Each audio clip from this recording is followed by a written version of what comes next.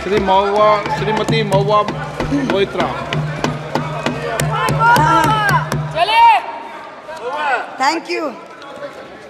Honorable Speaker, sir, my esteemed colleagues in the 18th Lok Sabha, I stand here on behalf of my party. Mr. Prime Minister, Honorable Prime Minister, I would really request you, since you've been here for the better half of 1 hour, ये भी सुनते हुए जाइए sir, डरिए मत sir, डरिए मत, 2 बार आ गए sir. You came to my area twice during the campaign, sir. आज तो सुन के जाइए sir. Never mind, my bad luck. Honorable Speaker, sir, Rahul. Honorable Speaker, sir, my esteemed colleagues in this newly constituted 18th Lok Sabha, I stand here on behalf of my party, the All India Trinamool Congress. कोई बात नहीं, वो मेरे LOP है, वो already मुझे सुन चुके हैं, वो मेरे LOP है. Honorable Speaker, sir, my esteemed colleagues, in this 18th Lok Sabha, I stand here on behalf of my party, the All India Trinamool Congress, to speak on the Honorable President's address. The last time I stood here, sir, I was not allowed to speak. I was not allowed to speak. आप लोगों ने अरे let me finish. Dimple, let me finish. House Guys, order में आने की ignore. please. Let me finish. And जिसको जाना है, please जाइए, no problem. The last time I stood here, I was not allowed to speak. But the ruling party has paid a very heavy price for throttling the voice of one MP. मुझे बैठाने का चक्कर में जनता ने आपके 63 सदस्यों 63 जन को परमानेंटली बैठा दिया. You have gone down from 303 to 240. In my maiden speech in the Lok Sabha in June 2019, I spoke on the 7 signs of fascism that were taking over this country. 5 years to the date, on June 27, 2024, this House saw the unprecedented scene of the marshals welcoming the President of India, the Honorable President, with a Sengol in their hand. The Sengol is a symbol of the supreme authority of a monarch. It has no place in the temple of a constitutional democracy. But Honorable Speaker, sir, it is understandable why this happened. Because the BJP has still not understood that their 303 brute majority, their Rajtantra, has been reduced to a 240-seat minority by the Loktantra. They are still living in the world of the Sengol. This sudden changed reality, this new reality, is yet to sink in for the treasury benches and especially for the speechwriters of the Honorable President's address. The speech that the Honorable President read out, she said, the people of India have elected a stable government with a clear majority. Please do not embarrass the office of the President by using poorly edited cut and paste versions of old speeches. This is not a stable government. It depends on multiple allies with a history of U-turns. It has not got a simple majority. The BJP is 32 short of 272. It is going to be a very hard landing for the treasury benches, as was obvious today. This time, there are 234 warriors this time, firmly united, and we have walked through fire to walk through these doors, so you will not be able to shut us up this time the way you did last time. There are numerous statements in the Honorable President's address that defy even a tenuous link to truth and to reality. Like in my 2019 maiden speech when I spoke on 7 signs, today I have picked out 6 themes from the Honorable President's address, and I will analyze how each of them is an exercise in fallacy and exercise in untruth. The address covers many issues, but I have chosen 6 themes. The first theme, the Northeast. The Honorable President's address says that the government has increased allocation for the Northeast by 4 times, has worked for increased and lasting peace in the area. Now, I have one question. Why is the word Manipur nowhere in the speech? Why do we refer to the generic Northeast? During the Lok Sabha campaign, The BJP, the ruling party, the Honorable Prime Minister mentioned many words beginning with the letter M. Musalman, Mullah, Madrasa, Mughal, Mutton, Machli, Mujra, Mangal Sutra, but not once did they mention Manipur. We don't need to act east. The government says we want to act east. We don't need you to act east. Look east, walk east, and most important, embrace east. I stand here for my brothers and sisters of Manipur, and I quote the revolutionary poet Pablo Neruda. One morning the bonfires leapt out of the earth. One morning the bonfires leapt out of the earth, devouring human beings. And from then on, the fire. From then on, blood. Come, see the blood on the streets. Come, see the blood in the streets. Please go to Manipur, see the blood in the streets. The second theme in the President's address, women empowerment. The speech says, women in our country had been demanding greater representation in the Lok Sabha and Vidhan Sabhas, and today they stand empowered by the Women's Reservation Act. This is a complete untruth. Firstly, you conveniently delayed reservation for women in parliament because you actually fear women. Yes. You fear Nari Shakti. Yes. You want their support, but you certainly don't want us here. The 17th Lok Sabha had 78 women, 14.3%. The 18th Lok Sabha, this Lok Sabha has only 74 women. Yes. 4 women less than last time, only 13.6%. The ruling party, the BJP, had called a special session to bring in the Women's Reservation Bill. They have got a shameful 30 women MPs out of 240, only 12.5%. It is only Mamata Banerjee's Trinamool Congress that in 2019 had 37%, and even this time has got 38%. The President's address talks of a comprehensive campaign by the government to enrich and make 3 crore women Lakhpati Didis. All that we have seen so far is a far more comprehensive campaign to make 1 Arabpati Dada. I'm sure I don't need to take his name in this house. I'm sure we all know who we are talking about. The third theme, Kashmir. The address mentions that after decades of shutdowns and strikes, the Kashmir Valley has voted in an atmosphere of stability and security. But if abrogating Section 370 was such a good idea, why did the ruling party, the BJP, not even dare to put up candidates in the 3 valley seats of Anantnag, Baramulla and Srinagar? If 370 was such a big deal and you were going to campaign on the basis of 370, you did not even dare to fight the seats. The Kashmir Valley has voted in MPs who were against your 2019 decision. You downgraded Ladakh into a union territory. You told them it was a temporary move. Today, 5 years later, the Ladakhis are still waiting. They have not got back their statehood. You have not given them a legislature. You have not included them in the 6th schedule. You have not given their demand of 2 separate seats of Leh and Kargil. As a result, in the current Lok Sabha, the Ladakhis have relegated you to 3rd position in the Lok Sabha. You lost it. The 4th theme in the Honorable President's address, the Election Commission of India. The speech expresses gratitude to the ECI for conducting the largest election in the world. With all humility, with no intent to denigrate the office of what used to be the august constitutional body of this land, let us as members of this opposition put on record that we won in spite of the EC, not because of it. The commissioners chosen by a government-dominated panel in willful disobedience of the Supreme Court turned a deaf ear to the most egregious violations of the Model Code of Conduct by the ruling party, by the Honorable Prime Minister with his hate-filled speeches and his divisive religion-based rhetoric. This country has been ashamed and disgusted by the language used against minorities during this campaign.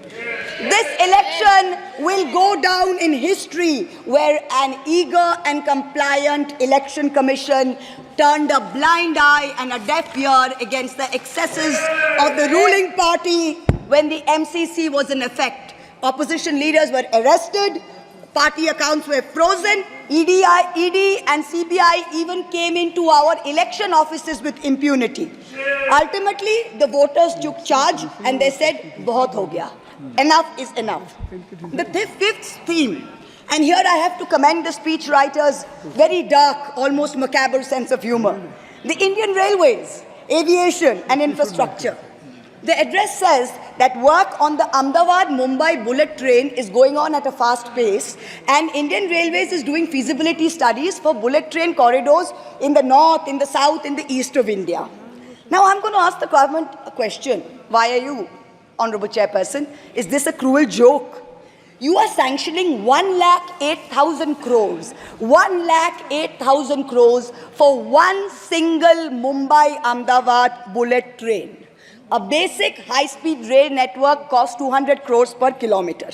The Indian Railways is touting the Kavach anti-collision system. It's an automatic train protection system as the cheapest in the world. Says 50 lakhs per kilometers is the cost.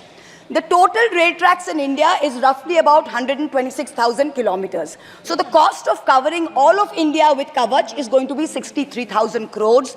All of India's Kavach costs 63,000 and one single Ahmedabad-Mumbai bullet train costs 1,08,000. Please look at the numbers. Last June in Balasore, 3 trains collided, 296 people died. The ministry said Kavach was not operational on that route. Last week, Kanchenjunga Express collided with a goods train in New Jalpaiguri. 10 people died. Again, the ministry said Kavach is not operational on the route.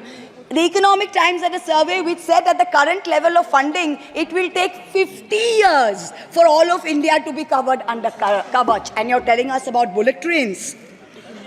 And please don't start shouting about what it was during Nehru's time. We don't know and we don't care. False equivalences cannot take the place of real body bags.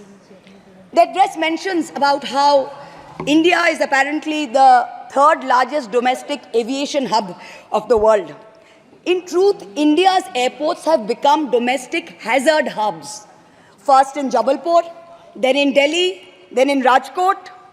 Newly constructed airports have canopies falling down, killing people. The newly constructed Rampat in Ayodhya has had 3 cave-ins in the last week. The Pragati Maidan tunnel is flooded. The Atal Setu has developed cracks. The Ram temple's roof is leaking. This is exactly what happens when infrastructure is poorly planned and rushed in order for photo opportunities by the Supreme Leader. The sixth theme, competitive cooperative federalism. Honorable Chairperson, sir, the last decade saw the most brutal government-sponsored throttling of cooperative federalism that this country has ever seen. I speak for my own state of West Bengal. The centre has withheld 7,000 crores in Manrega funds. Shame. 17 lakh households have been deprived for work already done.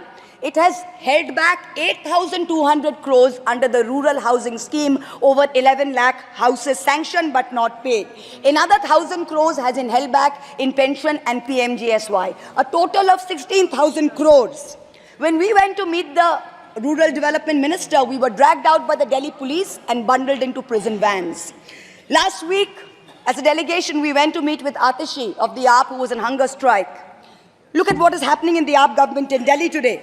The Aam Aadmi is in power in Delhi. There was a 1994 water sharing agreement which mandated Haryana to release 613 million gallons of water per day to Delhi. Haryana is run by the BJP government, and they have reneged on this agreement. They are releasing 100 million gallons less per day, as a result of which 28 lakh people in Delhi are having to go without water per day. This government's competitive cooperative federalism seems to be an exercise in how to compete on how to choke opposition-run states. भैया हमको बैठाना आप पे बहुत भारी पड़ा, हमको मत बिठाइए, बहुत भारी पड़ा आप पे, बहुत भारी पड़ा.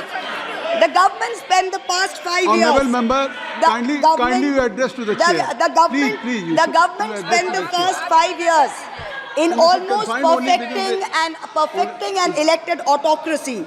And by the end of 2023, this government had reached the pinnacle of their arrogance, where this parliamentary democracy was replaced by a monstrous super cult, the cult of the supreme leader. the non-biological leader, born of the Paramatma, who stood in this house and proclaimed, "Ab ke baar 400 par, and ek akela kitno pe bhari pada." This was the turning point. This was the turning point when the destiny of the ruling party changed. Whether in Greek mythology, whether in Indian mythology, if you act with arrogance towards the gods, you will be punished. We have 33,000 gods in India. But in our democracy, the most supreme of them is the Gana Devata, the Lord of the people, and they have punished you. You may have formed a government again, but yours is a Pyrrhic victory. A victory which inflicts such a devastating toll on the victor that it is tantamount to a defeat. In Bengal, the supreme leader started his Vijay Sankalp Yatra on March 1st in the constituency of Arambagh, then came to Krishnanagar, then came to Barasat, ended on May 29th in Calcutta. मेरे ऊपर तो विशेष कृपा की उन्होंने दो बार आए. The BJP lost all these seats. The Honorable Prime Minister did 23 campaign meetings in Bengal and lost in 20 seats. In Maharashtra, the Honorable Prime Minister campaigned in 18 seats. The NDA lost in 15 of them. Ek akela kitno pe bhari pada. In Punjab, he campaigned in Hoshiarpur, in Jalandhar, in Patiala, in Gurdaspur. The BJP all lost all the 4 seats. Ek akela kitno pe bhari pada. In Rajasthan, he campaigned at Banswara with the most disgraceful references to Muslims. In outright violation of the law, the EC kept quiet. Not only did the BJP lose Banswara by over 2 lakh votes, the BJP, which had won 25 on 25 in 2019 and won the state government only months ago, came down to 14 seats. Ek akela kitno pe bhari pada. 3 states, Uttar Pradesh, Maharashtra and Bengal, account for 170 seats. That is exactly 1/3 of India. The BJP won in only 54 of them. Ek akela kitno pe bhari pada. In 2019, the Prime Minister, the Honorable Prime Minister, had taunted the now leader of the opposition by saying that he must have used a microscope to find that one single seat in India where the minority were in majority. Honorable Chairperson, sir, it is so ironic that today the majority needed no microscope to turn the BJP into a minority. जहाँ भी majority है, वहीं आप ही minority बन गए. आप तो घुस-घुस के मारने वाले थे ना, इस बार तो जनता ने घुस-घुस के मार दिया. The treasury benches have always claimed that the opposition lacked in hard work and in merit. We are all part of a Parivarvad. We are dynasts. Whereas they are proud to be part of a meritocracy. They are proud to be part of a Modi ka parivar. How ironic is it today that 20 ministers in the union cabinet are dynasts? How ironic is it that the Honorable Prime Minister has to take to social media himself to tell people that no, it is not Modi ka parivar, it is NDA, the Nitish Naidu Dependent Alliance. In January, the Honorable Prime Minister consecrated the unfinished Ram temple in Ayodhya. He said he was tasked with the divine duty of bringing Ram Lalla home. The Ram Mandir was going to ensure that not only would the BJP cross 400 seats, but that this government would last 1,000 years. The last time in history that we heard of a 1,000-year vision was during the Third Reich. This was the second time that we've heard of it. But then ultimately, Lord Ram said, stop, not in my name. Oti dorpe hoto Lanka. Too much arrogance, too much pride caused you to lose the kingdom of Lanka. The BJP lost in Ayodhya, Faizabad, where the temple is. It lost in Banda Chitrakoot, where Lord Ram meditated. It lost in Shravasti, where the son of the Honorable Prime Minister's ex-secretary said, my father has built the temple, campaigned in his name, you lost there. All the seats around Ayodhya, Basti, Sultanpur, Ambedkar Nagar, the BJP lost. ये तुम लोगों के नाम जपों में पहले सा आराम नहीं. ये तुम लोगों के नाम जपों में पहले सा आराम नहीं. जबरदस्ती के जय श्री राम में सब कुछ है, पर राम नहीं. जबरदस्ती के जय श्री राम में सब कुछ है, पर राम नहीं. Today in India, there are 2 types of leaders. Those of us who come via the voting machine, and then there are many who come via the washing machine. There are still people who say Wait, you don't know Modi ji. Wait 6 months and see. The BJP will get 300 members. To them I say, no, this will not happen this time. Because every potential turncoat will have to choose between temporary greed or fear and between permanently becoming politically irrelevant. So you can offer you can accept a temporary offer of a ministry, you can accept a temporary settlement of an existing trumped-up CBI or ED case, and you can switch parties. But when you go back to the electorate will punish you. Most turncoats have been punished by the electorate. Also this time, India has very large, solid block components. So Congress has 100 seats. SP has 37 seats. Trinamool has 29 seats. DMK has 22 seats. NCP and UPTA have 17 seats. So this is not a ragtag bunch of members that you can lure away. This is a solid block. So yes, it's a question of time. But the question is not whether they will get 300. The question is when people will join us and we will cross 272. The ruling party's politics have always been along the lines of religious hate and ethnic divisiveness. But even at the height of their power, when they got 303 seats, 1 out of 2 Hindus had not voted for the BJP. This time, even in their core Hindi heartland, their core voters have deserted them. The Muslims in India, over 250 of them, called infiltrators, called terrorists in the land of their birth, waited silently, patiently, and bided their time. And in one voice during this election, in every state, they stood up and they told the government, and I quote the poet Puneet Sharma, "Hindustan se mera seedha rishta hai. Tum kaun ho be? Tum kaun ho be? Kyun batlau tumko kitna gehra hai?" The Dalits, whom the BJP paid lip service to for so many years, realized that even the talk of 400 seats meant that Baba Sahib Ambedkar's constitution was in danger, and they deserted the party. The Marathas, whom the BJP coalition had tried so desperately to woo, realized that their promises were worth nothing. The BJP and its allies lost 7 out of 8 seats in Marathwad. The Jats, the careers of their youth at risk with this ill-conceived Agniveer scheme, their farming livelihoods threatened, their female wrestlers manhandled. They vented their ire at the ballot box. Ultimately, it was the BJP's policies of exclusion, not inclusion. You wanted to exclude everybody, and that was your undoing. You didn't need Muslims. You trampled on Dalits. You ignored farmers. You ignored Jats. You marginalized Kashmiris. Well, they consolidated their voice during this election pan-India, and today they don't need you. That's the message they've given you during this election. ये देश ही अपना हासिल है जहां राम प्रसाद भी बेस्मिल है. मिट्टी को कैसे बांटोगे? सबका ही खून तो शामिल है. That's what they said. You can't divide us. You can't do it anymore. This new India, this new frame of reference is going to be very hard for a lot of interest groups. Perhaps the first casualty is the legacy media. The Godi media was its own worst victim. The brown-nosing TV anchors and online trolls lied, spread fake information, amplified the government's propaganda.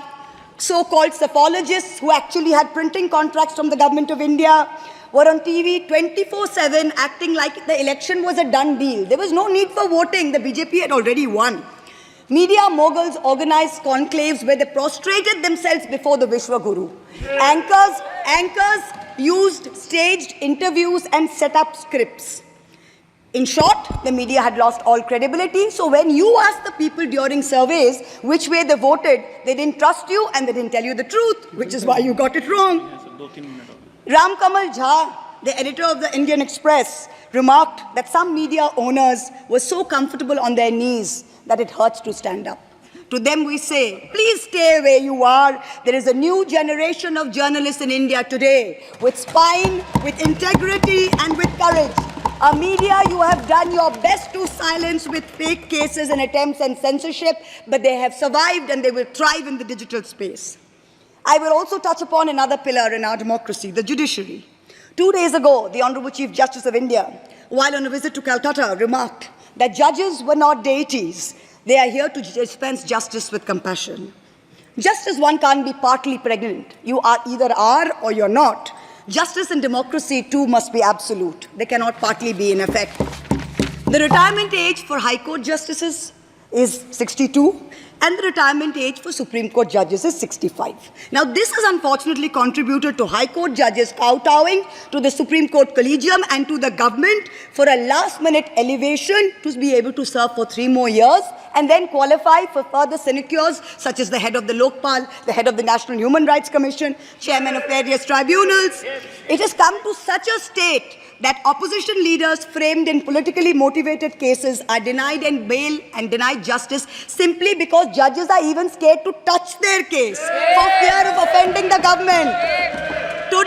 Today I say, the poorest people in India who have perhaps the most to lose from offending the government in power, they have shown spine and risen to the occasion. Your lords and ladyships, heed thy inner voice, have a spine, rise to the occasion. 7 months ago, on the 8th of December, this house was transformed into a Kuru Sabha, presided over by a blind Dhritarashtra, where Dushashan Darbaris made every attempt to disrobe Draupadi. The ethics committee that voted to recommend my expulsion on the 9th of November, they voted 6-4, had 10 members and 1 chairperson. Of the 5 Lok Sabha members from the BJP, 4 have not returned to the House. The chairperson, a BJP member, has also not returned. The Congress turncoat from Punjab who voted against has also not returned. The BJP lady MP from Maharashtra who started the debate in the House on behalf of the BJP has also lost. Much like Lord Krishna protected Draupadi, the people of Krishnanagar have protected me. In the last year, a lot of people look at me and say, oh, Mahua, you must have lost a lot. You lost your membership, you lost your house. And by the way, I also lost my uterus due to a surgery. But you know what I gained? I gained what Rahulji said, the freedom from fear. I do not fear you. I will see the end of you. We will see the end of you. Your ED, your CBI, your income tax, your trolls, your media, your bought-out judges, nobody can scare us. The people of India are patient. They will wait patiently for this government to fall. And I hope that whoever writes the next speech for the Honorable President of India will give her the respect and the honor due by not filling it with falsity. This government has dishonored the office of the President by giving her a script that is full of lies. We wait, and the people of India wait, for the restoration of her honor and for the honor of her august office. It is in this hope that I bow my head to the holiest of our books in its 75th year of adoption. Hail the Constitution, Joy Sangvidhan. Thank you.